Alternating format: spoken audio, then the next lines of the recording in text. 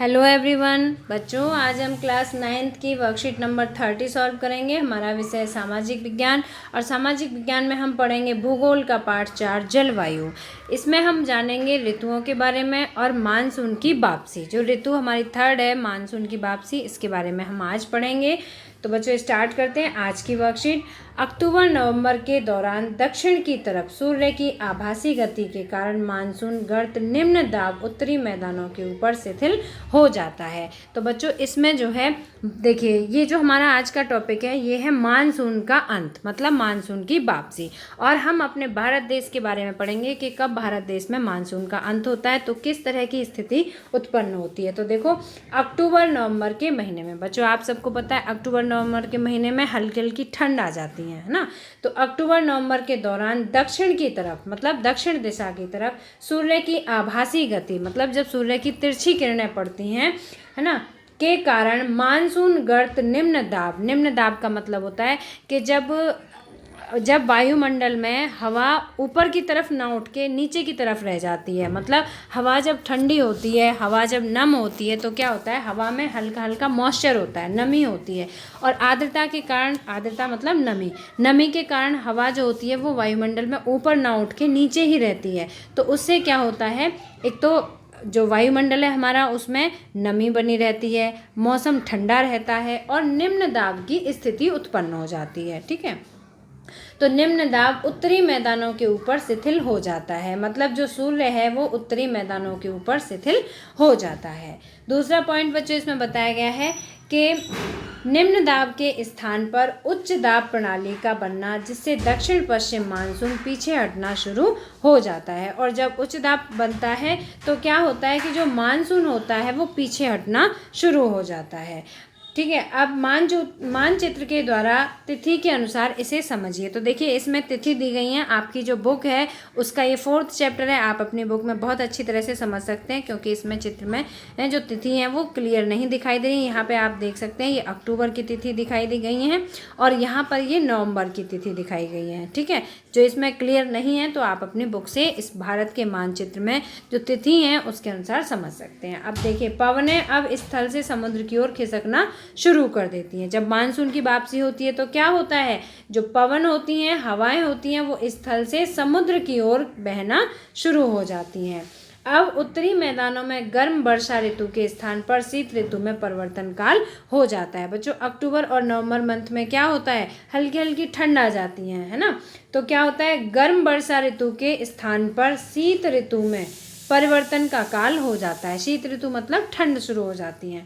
आसमान साफ दिखाई देता है, दिन का तापमान उच्च जबकि रातें ठंडी एवं सुहावनी होती हैं। दिन में तापमान गर्म रहता है, तापमान बढ़ा रहता है तो उससे गर्मी रहती है, और रातें कैसी होती हैं, ठंडी हो जाती हैं और सुहावनी भी रहती हैं। मतलब ठंड होती है लेकिन बहुत ज़्यादा शीत ऋतु नहीं होती, तो सुहावनी रहती हैं।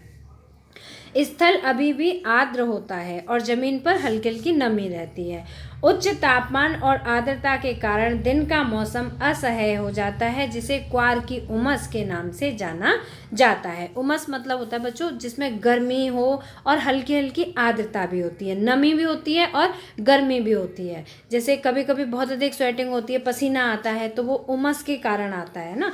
तो ये कब होता है, हिंदी का क्वार का महीना जो होता है उसमें ऐसी स्थिति हो जाती है, क्योंकि तापमान बहुत अधिक रहता है, दिन में गर्मी रहती है लेकिन आर्द्रता भी रहती है, नमी होती है। तो उसके कारण कैसा होता है, मौसम असह्य हो जाता है, सहन नहीं होती है वो गर्मी, है ना। नवंबर के प्रारंभ में निम्न दाब की अवस्था बंगाल की खाड़ी पर स्थानांतरित हो जाती है, जिसकी वजह से चक्रवातों का निर्माण होता है। तो जो निम्न दाब की अवस्था है ये कहाँ पहुँच जाती है, ये बंगाल की खाड़ी पर होती है। ठीक है, और उसकी वजह से क्या होता है बच्चों, चक्रवातों का निर्माण होता है। अब नेक्स्ट पॉइंट देखिए, ये उष्णकटिबंधीय चक्रवात भारत के पूर्वी तट को पार कर प्राय विनाशकारी तूफान और वर्षा लाते हैं। तो जब बंगाल की खाड़ी पर चक्रवातों के निर्माण होते हैं तो उससे क्या होता है बच्चों, पूर्वी तट को पार कर ये विनाशकारी तूफान और वर्षा लाते हैं। जो चक्रवात होते हैं उनकी वजह से तूफान आते हैं और बहुत तेज बारिश भी होती है, जिससे बड़े पैमाने पर जान माल की हानि होती है। कोरोमंडल तट पर अधिकतर वर्षा इन्हीं चक्रवातों की वजह से होती है। अब बच्चों इसमें मानसून के बारे में बताया गया है कि मानसून एकता का परिचायक है। मतलब जैसे पूरा भारत देश है तो उसमें जो मानसून की स्थिति होती है तो वो पूरे देश को एक सूत्रता में भी बांधती है, एक सूत्र में बांधे रखती है।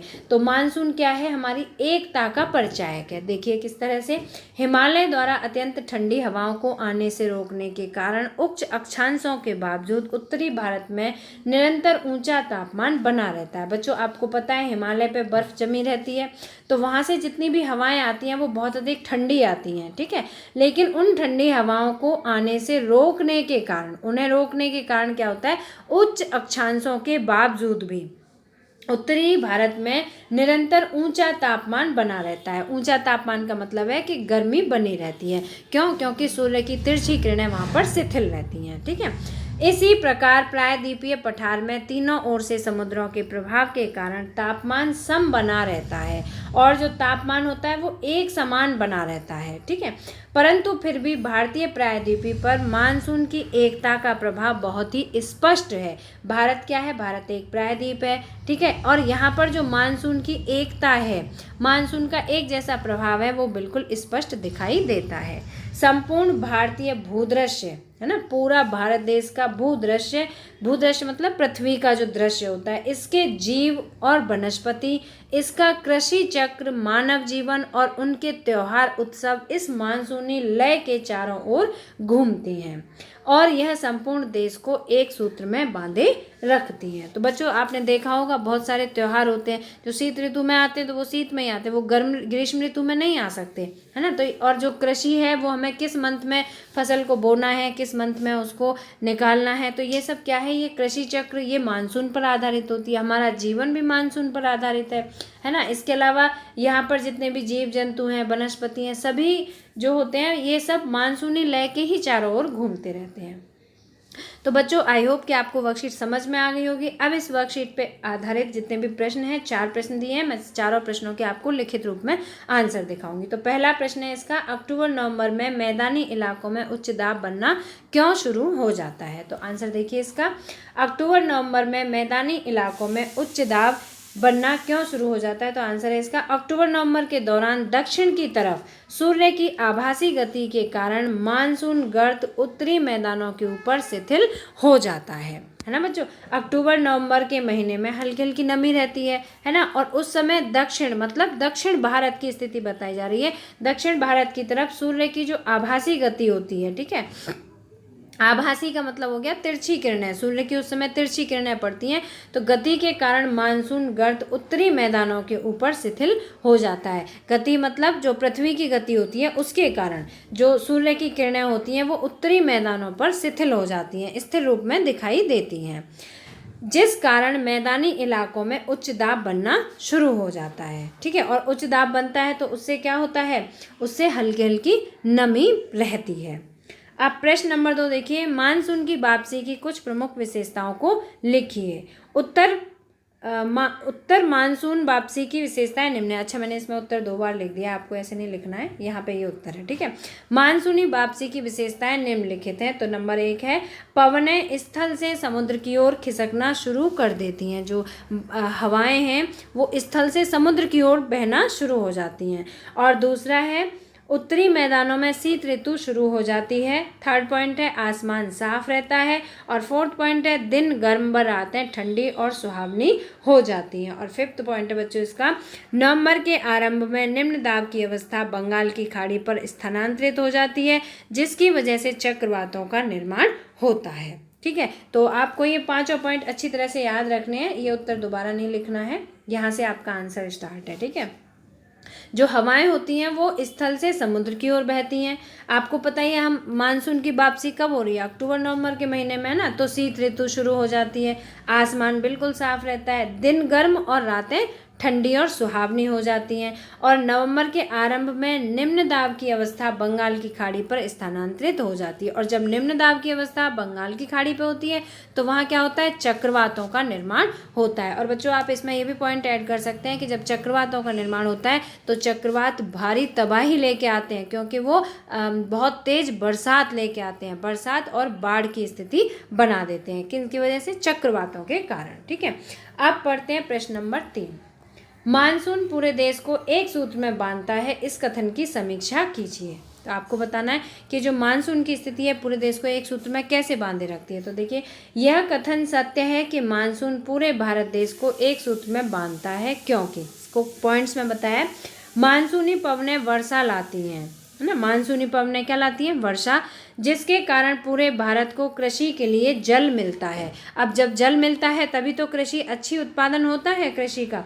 दूसरा पॉइंट देखिए, सभी जीव, वनस्पति, मानव जीवन, कृषि चक्र तथा उत्सव आदि मानसूनी लय के चारों ओर घूमते हैं। तो जो मानसून है उस पर, उसका हमारे जीवन पर और हमारे जीवन के जितने भी क्रियाकलाप हैं, हमारे भोजन है, कृषि है, हमारे उत्सव हैं, सांस्कृतिक प्रोग्राम है, जितने भी जीव जंतु हैं, वनस्पति हैं, हर एक चीज़ पर मानसून का प्रभाव पड़ता है। नंबर 3 है, संपूर्ण भारत प्रतिवर्ष मानसून की प्रतीक्षा करता है ना। मानसून, जैसे किसान लोग होते हैं वो बरसात ऋतु की, वर्षा की बहुत अधिक प्रतीक्षा करते हैं ना। और मानसून पूरे देश को एक सूत्र में बांधता है। तो ये जो फैक्ट है इनके आधार पर हम कह सकते हैं कि जो मानसून है वो पूरे देश को एक सूत्र में बांधता है। अब प्रश्न नंबर 4 दो पार्ट में दिया है। तो पहला है 4 का क, दिल्ली और संपूर्ण देश से मानसून की वापसी की संभावित तिथि क्या है। तो बच्चों, संभावित तिथि तो कोई निश्चित नहीं है, लेकिन अक्टूबर के प्रारंभ तक दिल्ली और संपूर्ण देश से सामान्यतः मानसून की पूरी तरह वापसी संभव है। ठीक है, अक्टूबर के प्रारंभ तक, मतलब अक्टूबर जैसे स्टार्ट होगा सितंबर के लास्ट वीक तक या अक्टूबर के प्रारंभ फर्स्ट वीक तक, तो पूरे देश से मानसून की वापसी पूरी तरह से संभव है। 4 का ख है, 1 सितंबर से 15 सितंबर के बीच भारत के किन 2 राज्यों में मानसून की वापसी होती है। तो देखो बच्चों, सितंबर के महीने में मानसून की वापसी होती है गुजरात और राजस्थान से। ठीक है, गुजरात और राजस्थान से। तो बच्चों, मुझे उम्मीद है कि आपको वर्कशीट और इसके सभी प्रश्नोत्तर अच्छी तरह समझ में आ गए होंगे। अगर आपको पसंद आए तो लाइक और शेयर जरूर करना वीडियो को, और अगर अभी तक आपने सब्सक्राइब नहीं किया तो हमारे चैनल को सब्सक्राइब जरूर करना। मिलते हैं फिर इसी तरह की नेक्स्ट एजुकेशनल वीडियो में। Till then, bye bye, good luck to all of you.